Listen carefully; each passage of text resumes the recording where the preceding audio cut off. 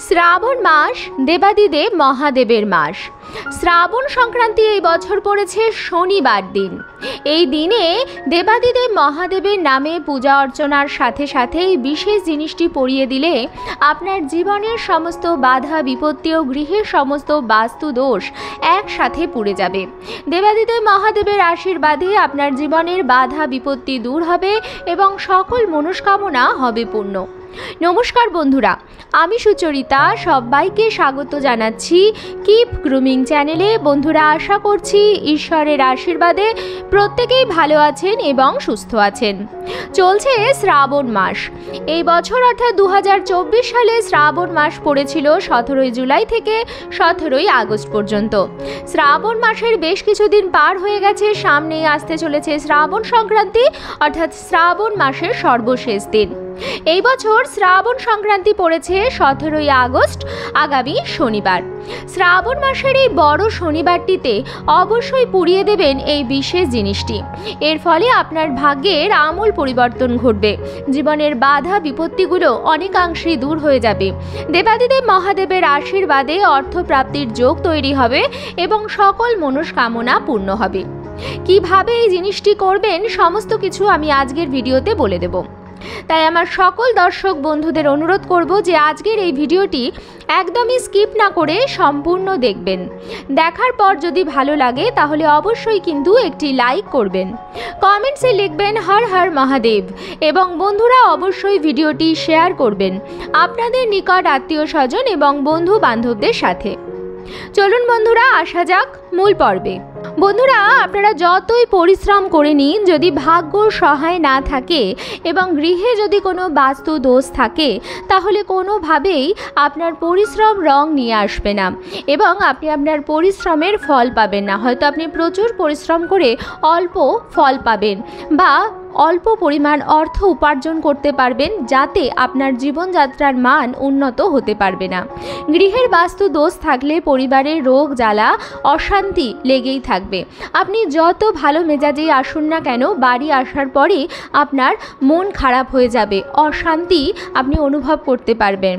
তাই বন্ধুরা, গৃহের বাস্তুদোষ কাটানো সবার আগে প্রয়োজন এবং যদি আপনার রাশিচক্রে শনির অবস্থান ভালো না থাকে তাহলেও আপনাকে প্রচুর পরিশ্রম করতে হবে অল্প সাফল্য পাওয়ার জন্য। তাই এই দুটো জিনিস অবিলম্বে ঠিক করার দরকার। বন্ধুরা, গৃহের বাস্তুদোষ দূর করবার জন্য মোক্ষম উপায় হচ্ছে শ্রাবণ মাসের শনিবারে কোনো জিনিস পুড়িয়ে দেওয়া। আমরা প্রত্যেকেই জানি শনিবার দিনটা হচ্ছে শনি মহারাজের দিন। যদি শনি মহারাজের দৃষ্টি আপনার ওপর থাকে তাহলে আপনার জীবনে পরিশ্রম বাড়বে। আপনাকে প্রচুর পরিশ্রম করতে হবে সাফল্য অর্জন করবার জন্য।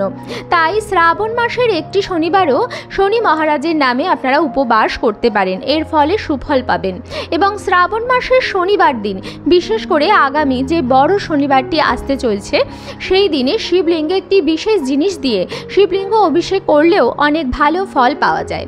তার জন্য কি করতে হবে সব কিছুই আমি বলে দিচ্ছি। প্রথম হচ্ছে, শ্রাবণ মাসের প্রত্যেক কটি দিনই অত্যন্ত শুভ এবং অত্যন্ত ফলপ্রদায়ী।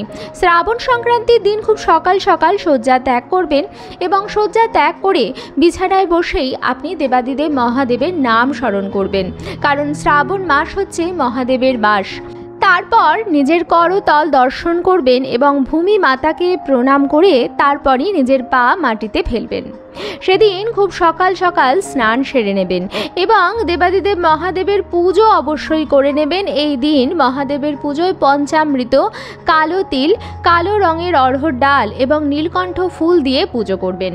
নীলকণ্ঠ ফুল দেবাদিদেব মহাদেবের অত্যন্ত প্রিয় ফুল এবং শ্রাবণ মাসের শেষ শনিবারে নীলকণ্ঠ ফুল শিবলিঙ্গে অর্পণ করলে মনস্কামনা পূর্ণ হয়। যদি গৃহে অশান্তি, রোগ জ্বালা যন্ত্রণা লেগে থাকে তাহলে শিবলিঙ্গ অভিষেক করবার সময় পঞ্চামৃতের মধ্যে আপনারা কালো তিল মিশিয়ে শিবলিঙ্গ অভিষেক করতে পারেন।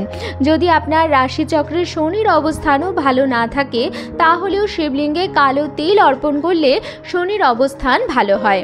তাছাড়া দীর্ঘদিন ধরে রোগ জ্বালায় ভুগলেও শিবলিঙ্গে কালো তিল অর্পণ করা উচিত, এর ফলে সুফল পাওয়া যায় এবং জীবনে রোগহীনতা আসে। তাছাড়া অড়হর ডালও অর্পণ করা শিবলিঙ্গে অত্যন্ত ভালো, এর ফলে জীবনে শান্তি আসে, স্থিতি স্থিতিশীলতা আসে। তাই বন্ধুরা, শ্রাবণ মাসের সর্বশেষ দিন অর্থাৎ শ্রাবণ সংক্রান্তির দিন আগামী শনিবার 17ই আগস্ট, এই দিন আপনারা এই বিশেষ জিনিসগুলি দিয়ে শিবলিঙ্গে অভিষেক করতে পারেন, অত্যন্ত ভালো ফল পাবেন।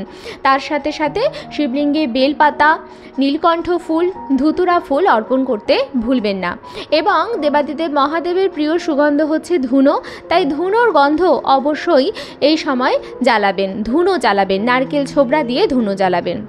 যখন আপনারা পুজো দেবেন তখন শিবলিঙ্গের সামনে আপনারা 7টি বা 5টি নিখুঁত ফোঁটা সমেত, ডাঁটা সমেত নিখুঁত 7টি লবঙ্গ নিবেদন করবেন। একটি পুজোর পাত্র নিয়ে নেবেন এবং তার মধ্যে নিখুঁত 5টি অথবা 7টি অর্থাৎ বিজোড় সংখ্যক লবঙ্গ নিবেদন করবেন দেবাদিদেব মহাদেবের সামনে। এবং আপনারা পুজো দিয়ে নেবেন, যেভাবে আপনারা পুজো দেন, শিবলিঙ্গ যেভাবে আমি অভিষেক করতে বললাম সেইভাবে অভিষেক করবেন।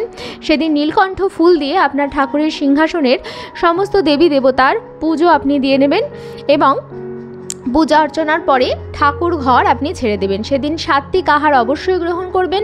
শ্রাবণ মাস ব্যাপী নিরামিষ ও সাত্ত্বিক আহার গ্রহণ করা উচিত। যদি আপনারা সমগ্র মাসব্যাপী নাও করে থাকেন তাহলেও শ্রাবণ মাসের সোমবার শনিবার বিশেষ করে নিরামিষ আহারই গ্রহণ করা উচিত। সেদিন অবশ্যই নিরামিষ আহারই গ্রহণ করবেন। কিছুক্ষণ পর ঠাকুরঘর থেকে বেরিয়ে আসার কিছুক্ষণ পরে গিয়ে আপনি যা যা ভোগ নিবেদন করেছেন সমস্ত কিছু তুলে নেবেন এবং প্রসাদ গ্রহণ করবেন। তবে যে লবঙ্গগুলি নিবেদন করেছেন সেগুলি দেবাদিদেব মহাদেবের কাছে সারা দিন ব্যাপী রাখতে দেবেন। শনিবার দিন সন্ধেবেলায় যখন আপনি সন্ধ্যা দিতে আবার ঠাকুর ঘরে ঢুকবেন তখন সেই লবঙ্গগুলি নেবেন এবং নারকেল ছোবড়ার সাথে সুগন্ধি ধুনো ধরিয়ে কর্পূরের সাথে সেই লবঙ্গগুলি জ্বালিয়ে দেবেন। যদি আপনার গৃহে নারকেল ছোবড়া বা ধুনো না থাকে তাহলে একটি কর্পূর দানির মধ্যে সামান্য কর্পূর গুঁড়ো করে তার মধ্যে সেই লবঙ্গগুলি দিয়ে আপনারা জ্বালিয়ে দিতে পারেন। কিন্তু যে ধোঁয়াটি তৈরি হবে সেই ধোঁয়াটি আপনি আপনার ঘরের সর্বত্র খুব ভালোভাবে পৌঁছানোর চেষ্টা করবেন। যদি ধুনুচিতে দেন তাতেও কোনো অসুবিধা নেই, যদি কর্পূর দানিতে পোড়ান তাহলেও কোনো অসুবিধা নেই, কিন্তু সেই লবঙ্গগুলি যেন অত্যন্ত ভালোভাবে পুড়ে যায় সেই বিষয়ে বিশেষভাবে খেয়াল রাখবেন।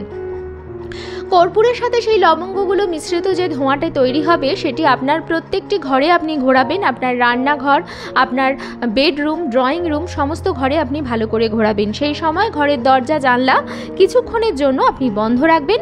তারপর যখন দেখবেন যে আর ধোঁয়া তৈরি হচ্ছে না এবং ধোঁয়া মিলিয়ে গেছে তখন আপনি প্রথমে আপনার বাড়ির মুখ্য দরজা খুলে দেবেন এবং তারপর আপনার বাড়ির জানলা এবং যা যা জিনিস আপনি খুলতে চান সেই সমস্ত কিছু খুলে দেবেন যাতে সেই ধোঁয়াটি বাইরে চলে যেতে পারে।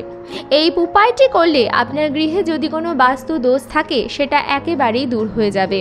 আপনার গৃহের কেউ কোনো ক্ষতি করতে পারবে না।